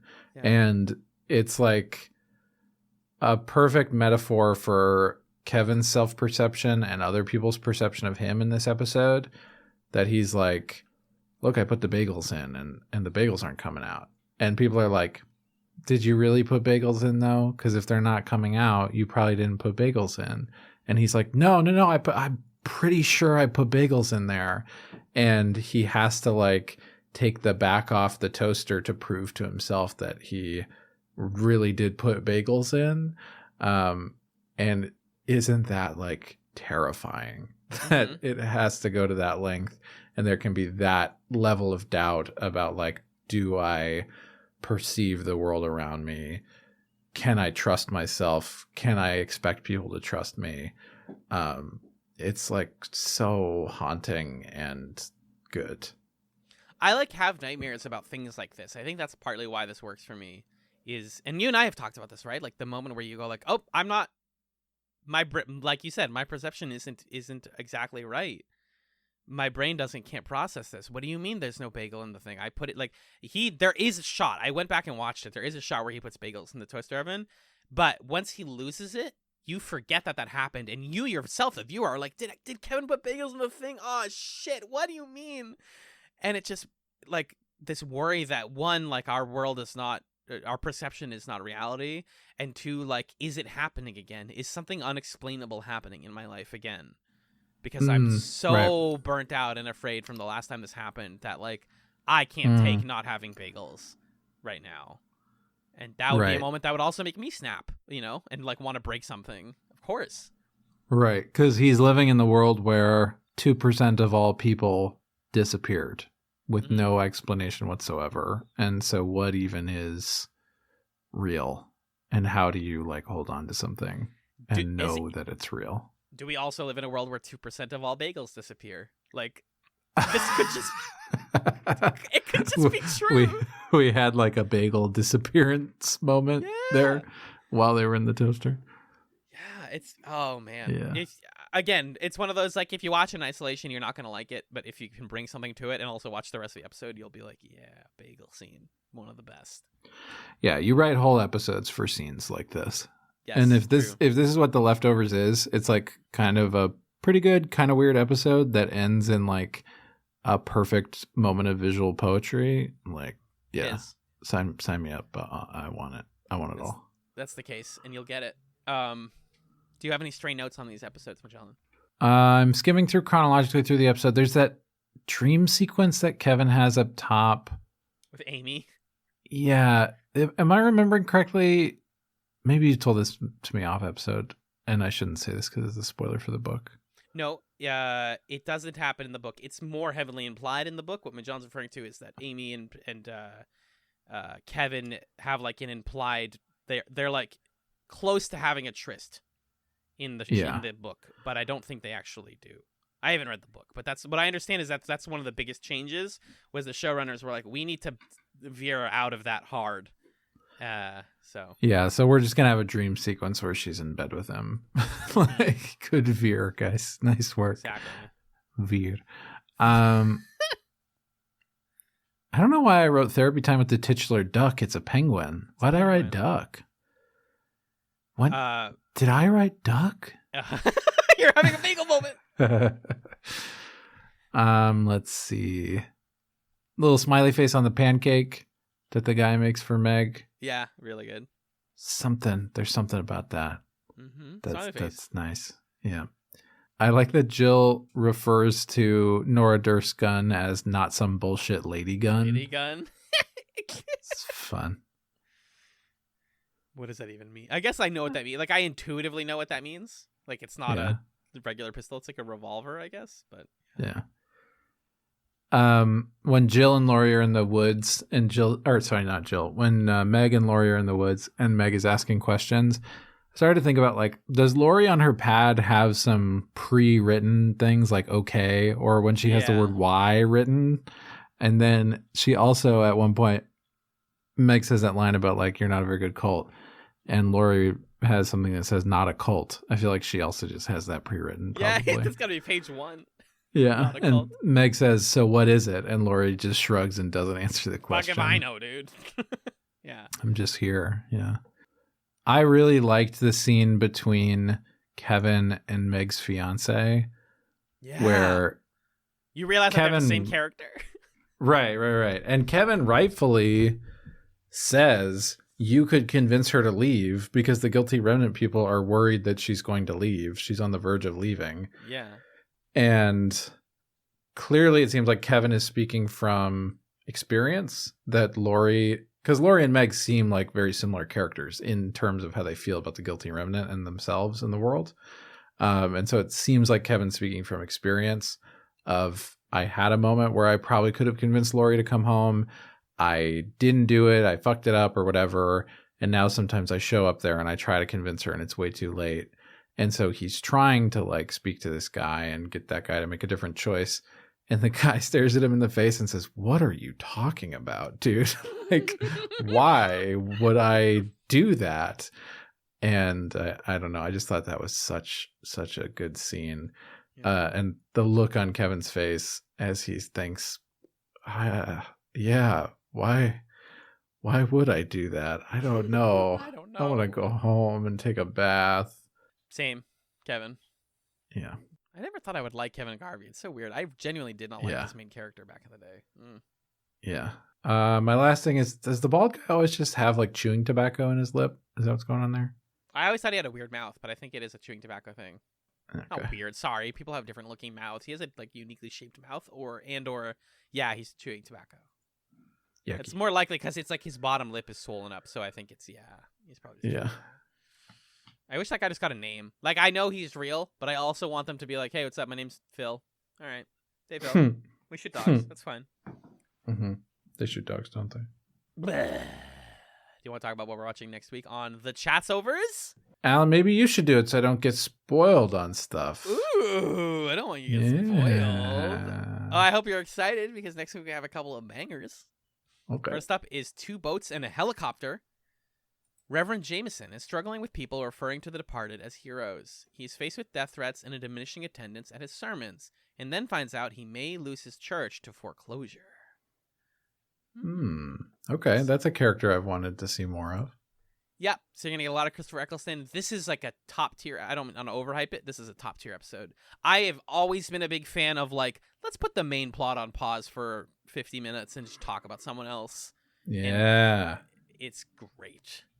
Yeah, sure. We're also talking season 1, episode 4, BJ and the AC. Number 1 on 97.5, BJ and the AC. Huh. A holiday display goes missing, sending Kevin scurrying to find out who's responsible. Tom and Christine run into trouble at the hospital on the road. Tom and Christine, eh? Yeah, it's the Tom centric, not entirely Tom episode, but it's a big Tom episode. You're not going to see Wayne every week, I'll tell you that. When it's just like Tom and Christine hanging out, I think that plot does a little bit better, but it was never my favorite originally. So that's what I'll say. Yeah, I'm not super interested in it. Groovy. Magellan, can you tell the folks where people can find you on the podcast sphere? Sure, you can hear me on another podcast called Super Smash Echoes, where I talk with my good friend Justin about video games inspired by Super Smash Brothers and the characters in there, or the games they're from, or whatever. We're just exploring the ways that our sense of video games echoes through games and pop culture, and Super Smash Echoes instead of Bros. It's like a little rhyme kind of type of thing. It's a monthly book club for games that you should listen to, and it's fun. Super Smash Echoes. Alan, what about you? You got other shows? I do. If you're listening to this on the main chats feed, you know that we also do Should You Watch and Trek Chats on here. Should You Watch is our show where we watch every month a currently airing or popular current TV show and tell you whether or not it's worth your time. And every 3 months we do Trek Chats where we watch Star Trek and tell you what it's like as a first-timer delving into the world of Gene Roddenberry's fucked up brain. No, but myself personally, I am on the Hunter's Quorum, which is a Monster Hunter podcast where my friend Six and I and some cavalcades of guests talk about the monsters of Monster Hunter. And we talk about their armor sets and whether or not they're cool and weird and everything. It's a fun gaming comedy podcast, and I recommend you check it out wherever you listen to podcasts. But that's what we got. Magellan, can you hit us with a plug zone for chats this week, please? Surely. You can get in touch with us in a few different ways. You can email us at chatspod@gmail.com with your questions, comments, concerns, suggestions, requests to be on the show. If you want to join us for a discussion of a Leftovers episode, please let us know. We would love to have you. Or you can also send us a message about the Leftovers that you would like us to read on the show, and we would do that as well.